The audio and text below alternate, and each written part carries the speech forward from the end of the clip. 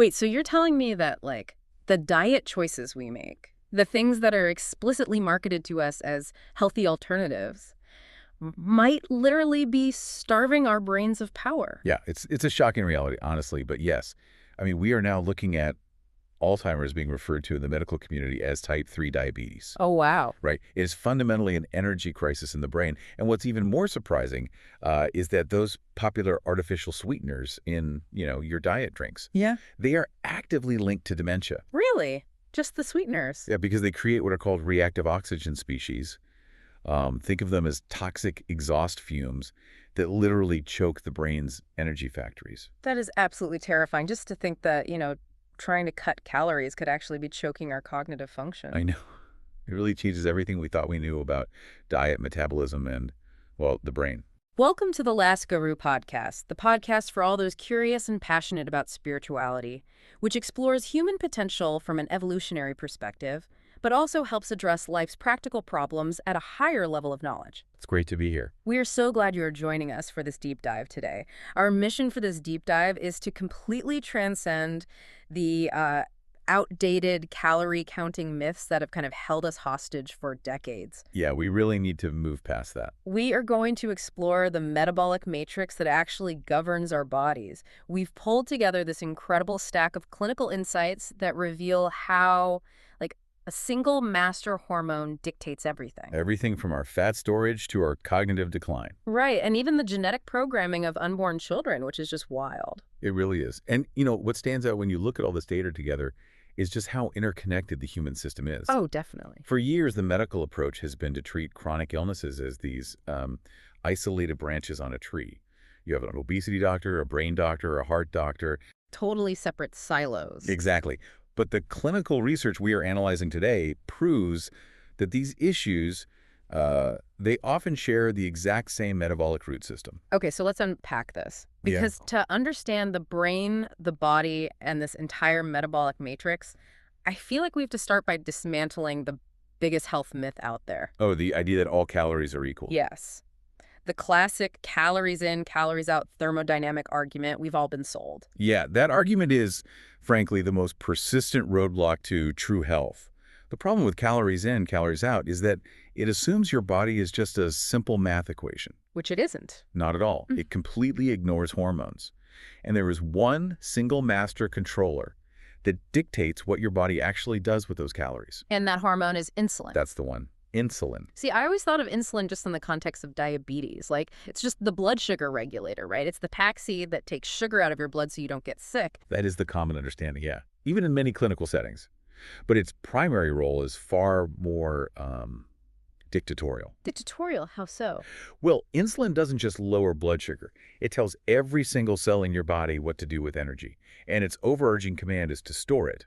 Okay. So if your insulin levels are high, your body is essentially locked in a metabolic storage mode. It is forced to store fat. And it can't burn it.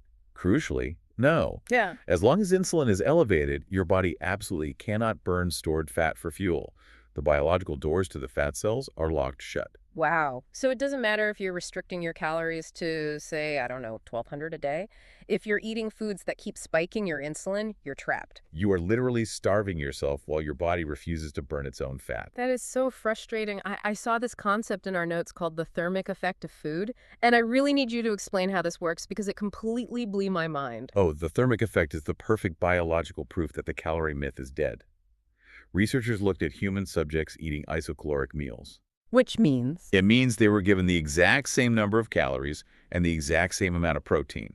The only thing they changed was the ratio of carbohydrates to fat. Okay, so like a high-carb meal versus a low-carb, high-fat meal. But mathematically, the exact same energy intake. Correct. Now, the group eating the low-carb, high-fat meal kept their insulin levels incredibly low. Because insulin wasn't screaming stored energy, the body actually felt safe. It didn't think it was starving. Exactly. It realized it wasn't in a starvation state. As a result, their metabolic rate, like the literal engine burning energy just to keep their organs functioning and generating body heat, it revved up so much that they burned up to 300 more calories a day than the high-carb group. Wait, 300 calories? Just by keeping insulin low. Just by keeping it low, yeah. You'd have to spend an hour sweating on a stair stepper to do that, and the body just wastes that energy naturally. It dissipates it as heat. When insulin is low, the body is highly inefficient with calories in the best way possible. It just burns them off. That's wild. Which fundamentally changes how we need to look at weight gain and fat cells themselves. Yeah, actually, I want to stop you right there because this is something I've always been confused about. When we gain weight, when someone puts on 50 pounds over a few years, I always assumed we're just growing new fat cells to store all that extra energy. Is that not what is happening? It's a very logical assumption, but no. As adults, we generally have a fixed number of fat cells. Wait, a fixed number? Yes. When you gain fat, you aren't really adding new cells. You are forcing your existing finite number of fat cells to physically expand. They engorge. They literally blow up like balloons to accommodate the energy that insulin is forcing into them. Okay, wait. So if someone gets liposuction... Oh, this is a great example. Right, because they are physically vacuuming out those cells. But if the number of cells is fixed, what happens to the energy if their insulin is still high? This is exactly why a procedure like liposuction fails metabolically. You surgically remove the fat cells from the stomach or the thighs. But if you haven't changed your diet and your insulin is still high, that hormone is still screaming, store fat. Oh no, where does it go? Well, the body just forces the remaining fat cells, maybe the ones around your vital organs or in your arms, to expand even faster. You haven't addressed the root cause. That sounds incredibly dangerous for the remaining cells. Do they just keep expanding forever? They can't. And that physical limitation leads us to how our bodies actually become resistant to insulin in the first place.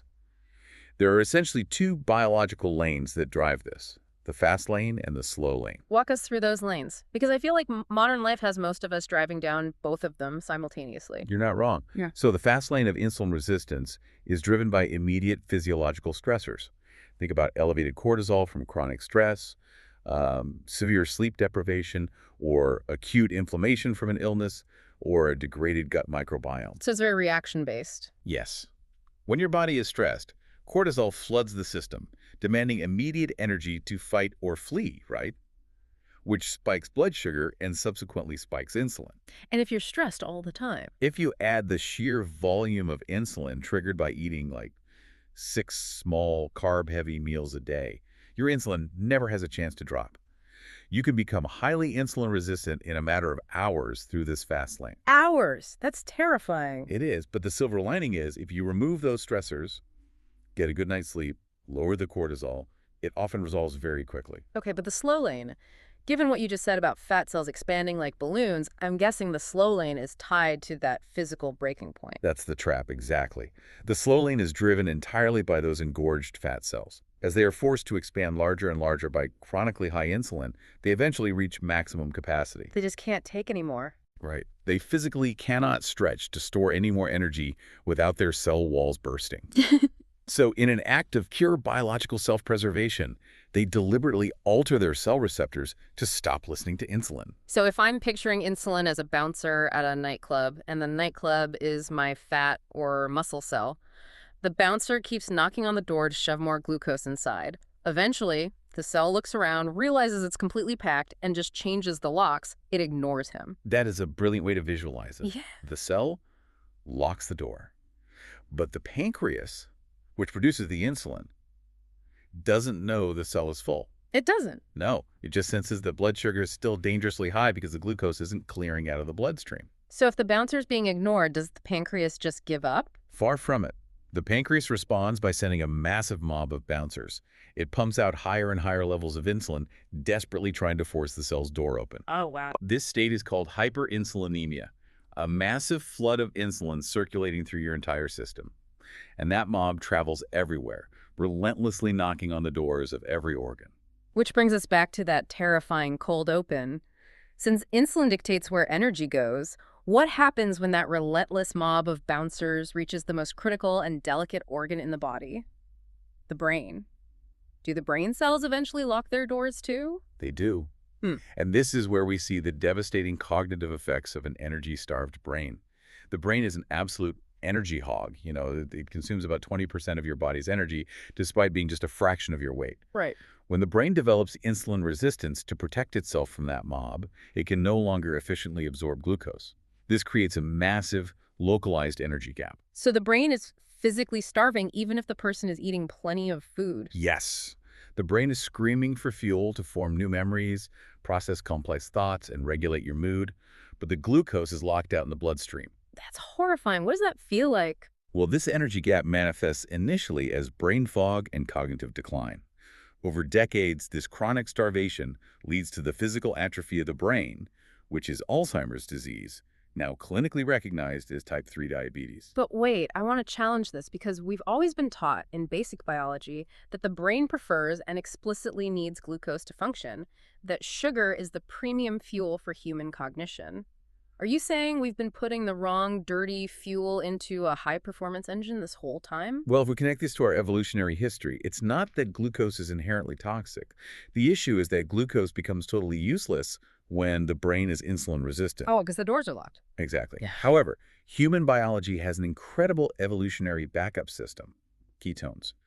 When insulin is kept low, like during a period of fasting or a strict low-carb diet, the liver realizes glucose isn't coming. So it pivots. Right. It takes stored body fat and synthesizes it into ketones. Ketones are an incredibly clean, efficient alternative fuel source.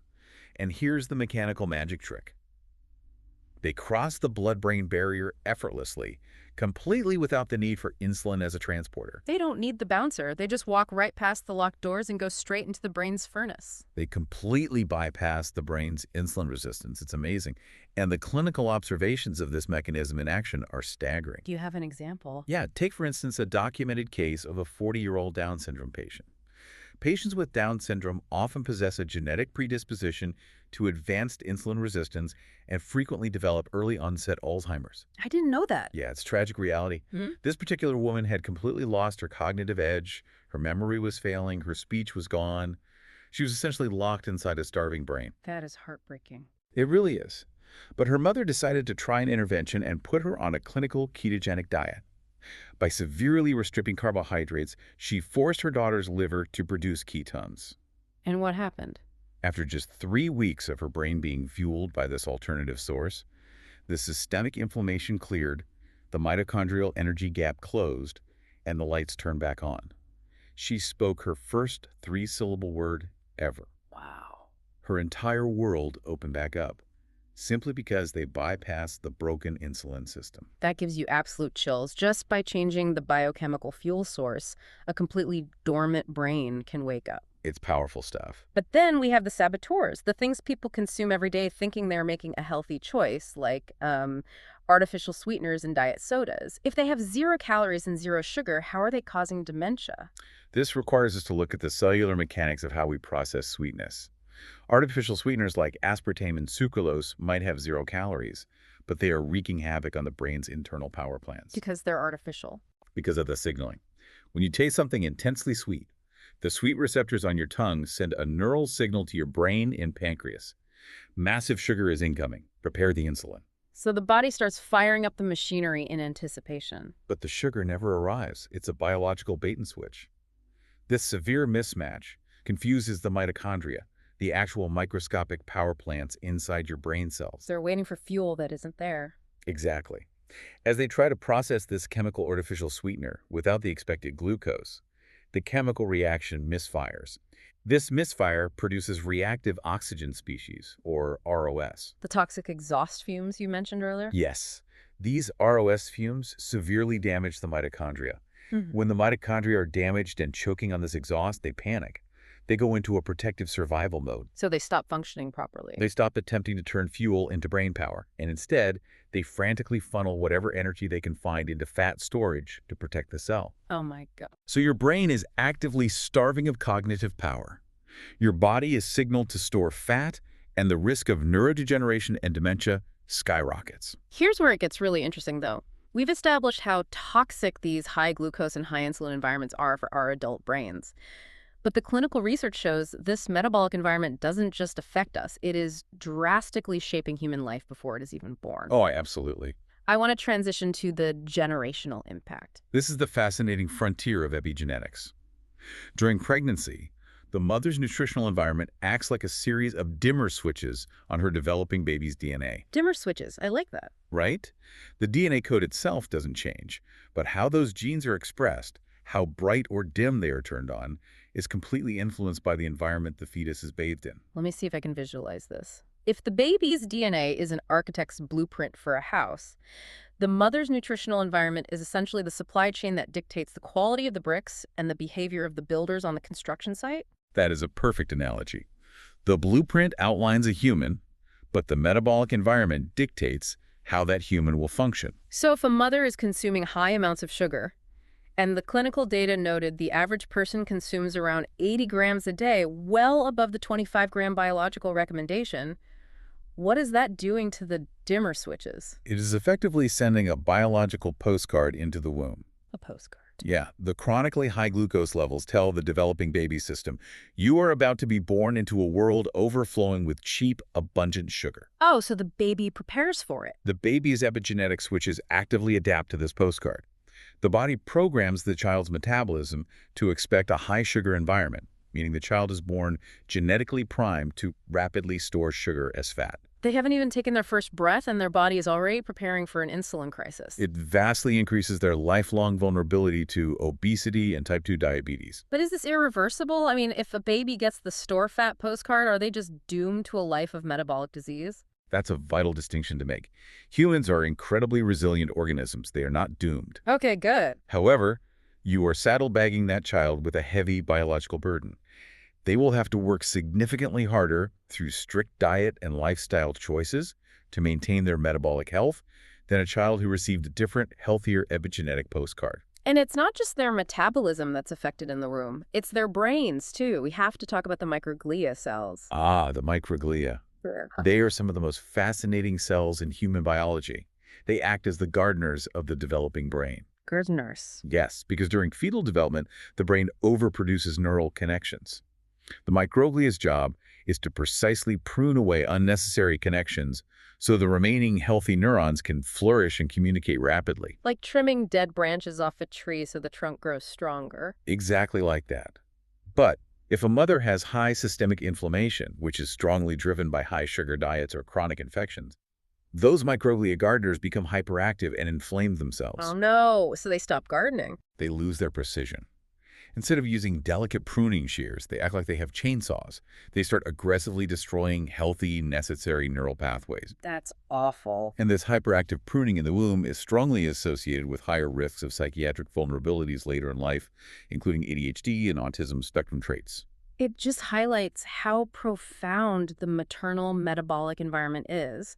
And the data shows it doesn't stop at birth either. Breastfeeding plays a huge role here. Indeed.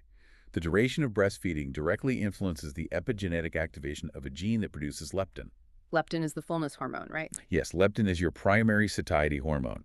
It's the chemical signal that travels from your fat cells to your brain to tell you, we have enough energy, you are full, stop eating. Okay. The programming of this leptin gene in infancy profoundly impacts a child's natural satiety cues, effectively wiring their appetite regulation for the rest of their life. So what does this all mean for you listening right now?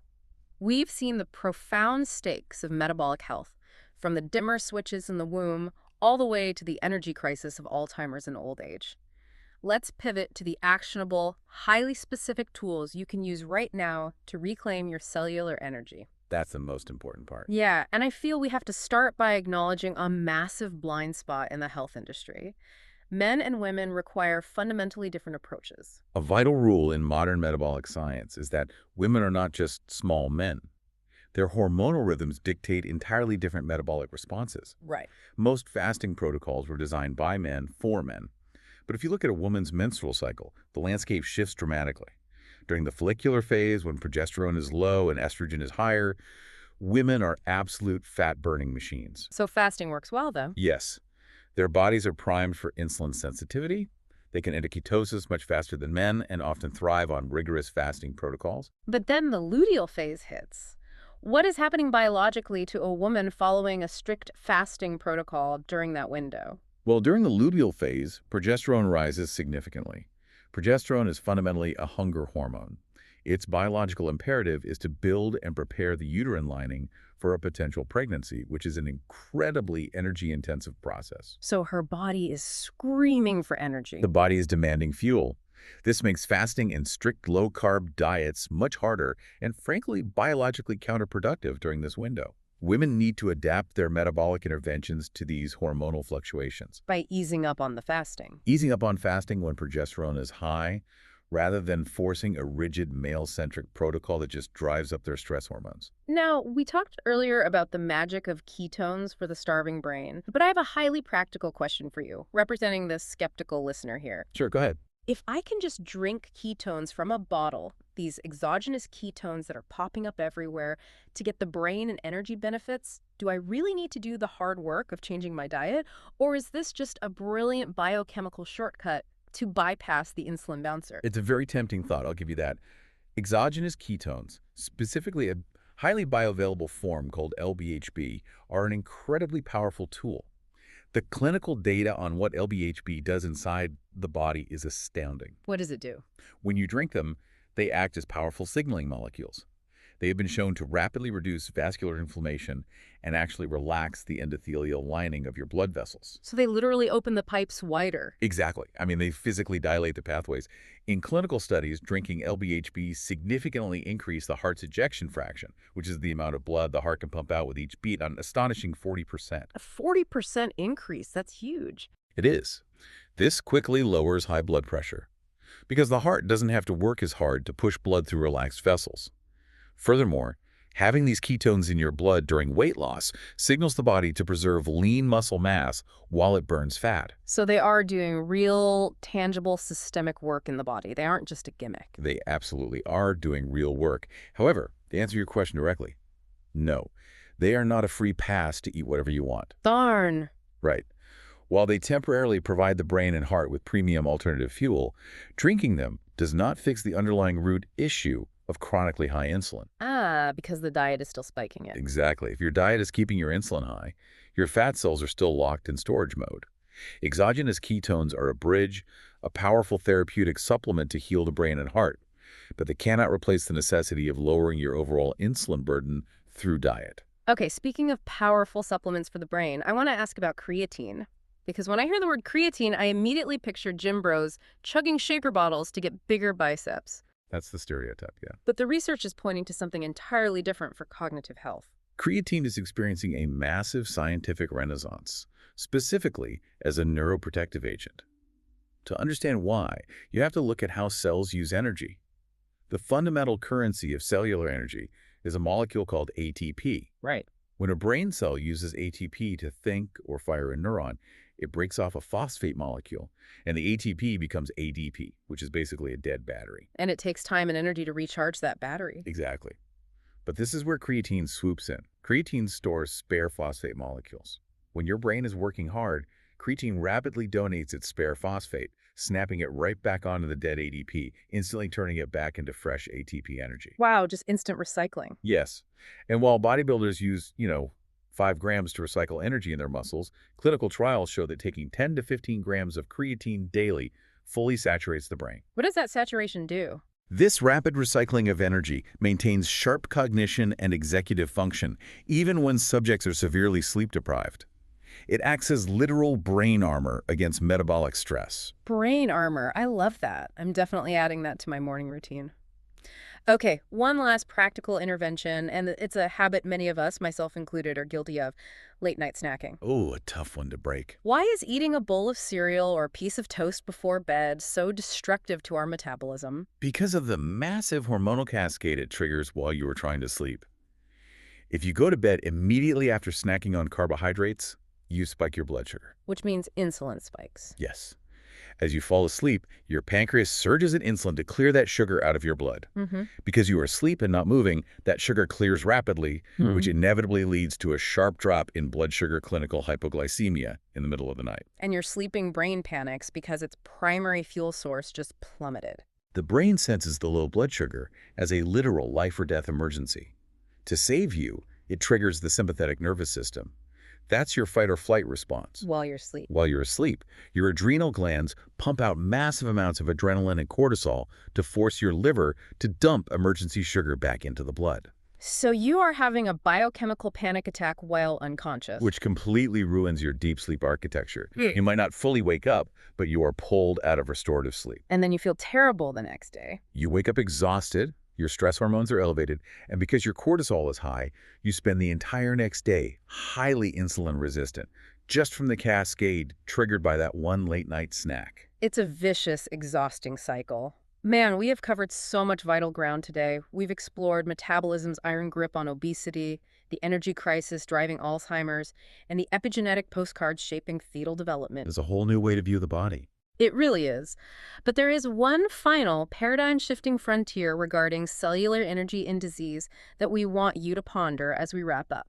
This is perhaps the most disruptive concept in modern pathology, the Warburg effect. Explain the Warburg effect. Well, for decades, the medical establishment has treated cancer primarily as a genetic disease. Mm. The belief that random mutations happening in the nucleus of the cell drive tumor growth. But leading researchers are resurrecting a theory that cancer is actually a metabolic and mitochondrial disease. And the laboratory experiment that proves this is just mind-blowing. Can you walk us through the cellular transplant they did? It fundamentally rewrites the textbook. Scientists took a highly aggressive cancer cell and extracted its mutated nucleus, the supposed source of the cancer. Okay. They transplanted that cancerous nucleus into a perfectly healthy cell. According to the standard genetic theory, that healthy cell should have immediately become cancerous. Because it has the bad nucleus, but it didn't. It remained perfectly healthy. It regulated its growth normally. However, they ran the experiment in reverse. They took the damaged mitochondria, the broken energy factories we've been talking about this whole time, from the cancer cell. And put them where? They put those broken mitochondria into a healthy cell with a normal nucleus. And what happened? The healthy cell immediately became cancerous. It began multiplying uncontrollably. This provides profound evidence that the disease originates not in the genetic code, but in how the cell processes energy. Proving that when the energy factories break, the cell goes rogue just to survive. Exactly. And here is the clinical takeaway. What is the one thing cancer cells use for fuel? Because their mitochondria are broken, they cannot burn fat or ketones. They need sugar. They thrive almost exclusively on massive amounts of fermented glucose. They are obligate sugar-eating machines. This implies that by managing our insulin levels, keeping our blood sugar stable, and utilizing alternative fuels like ketones, we might literally be starving budding rogue cells of the only fuel they know how to use. It fundamentally challenges everything we think we know about our bodies, our diseases, and our inherent capacity to heal through metabolic discipline. It brings us right back to the beginning. The dietary choices we make aren't just about the superficial numbers on a scale. They are about the very power source running our biology, from the brain down to the mitochondria. We look forward to seeing you at the next episode of The Last Guru, to live with passion, because when the veil falls, trust and surrender reveal that no one is ever alone and never has been.